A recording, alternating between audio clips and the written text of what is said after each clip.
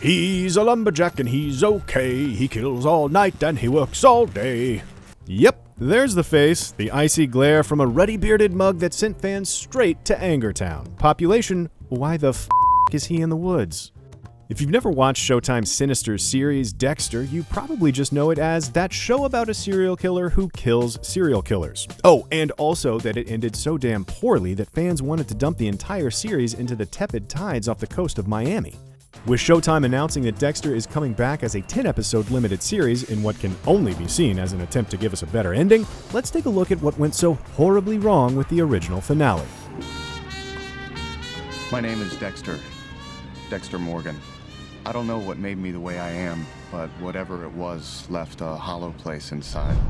Not every long-running show can stick its landing, but it takes a very special type of terrible series finale to stain and sully everything that came before it.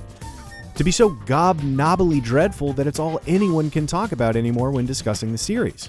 This is the case for Dexter, which ran for too long and then ended with one of the most mocked and maligned finishes in entertainment history. Sure, Dexter had made some missteps before, like basically doing what should have been the final season story, the FBI closing in on Dexter, in season 2, or making Dexter's adopted sister Deborah find out he's a killer at the end of season 6 when it should have happened at the end of season 5. Don't move. Or making Deb develop romantic feelings for Dexter, which was grosser and more vomitous than anything ever dredged up in a hot Florida swamp. I don't even know if I feel the same. I mean, it's one thing to be in love with your brother, but it is a whole other level to be in love with your brother who's a goddamn serial killer. Even though technically they were adopted, but I mean, come on. But it also had some good years and really ferociously fun killers. It was a huge and impactful TV presence for years. Remember 2006 to 2009's easiest Halloween costume ever? The final season started off with a glint of promise. Not only was Dexter's cop sister Deb no longer in love with him, but she was dead set on taking him down. She knew his secret, that he was the Bay Harbor Butcher, a mass killer who'd been hiding in plain sight as a blood spatter analyst for the Miami PD for years. It was Dexter versus Deb, and it felt like a natural endgame for the story. But then, after a few episodes, that got dropped. The siblings made nice, and a massive retcon wrench got thrown into the works. A character who we'd never seen before and who Dexter never even knew about, despite her being pivotal to his backstory, arrived on the scene. Yep, Randy's rules from Scream 3 definitely applied here. If you find yourself dealing with an unexpected backstory and a preponderance of exposition, then the sequel rules do not apply, because you are not dealing with a sequel. You are dealing with the concluding chapter of a trilogy. The lackluster final season then culminated in a series finale called Remember the Monsters, in which Dexter was trying to skip town with Yvonne Strahovski's Hannah and his son Harrison. Yes, Harrison of this scene fame. Harrison. Maybe the show should have ended with that. With all this happening, a killer known as the Brain Surgeon was still stalking Miami, and he looked like this, and he'd shot Deb, and also he was for sure the most boring serial killer on the series to date, so they definitely saved the blandest for last.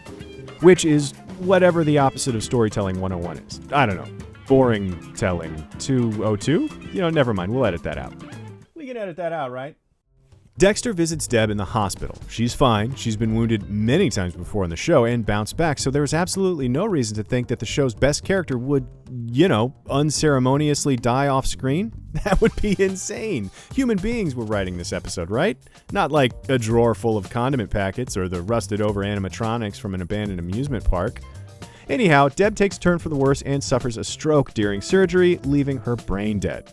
The brain surgeon, the killer brain surgeon, not the surgeon who killed Deb's brain, is captured, and Dexter decides to burn down his life by killing the dude in a way that sort of makes it look like self-defense, stealing Deb's comatose body from the hospital, taking off on his boat, driving said boat into an oncoming hurricane, dumping Deb's body overboard. I mean, she might have recovered?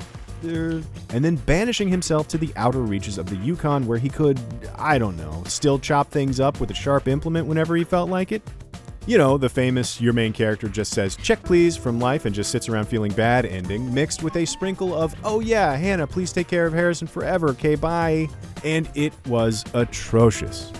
Obviously, the entire point was that Dexter's double life as a serial killer who kills serial killers leads to those around him getting hurt and or killed.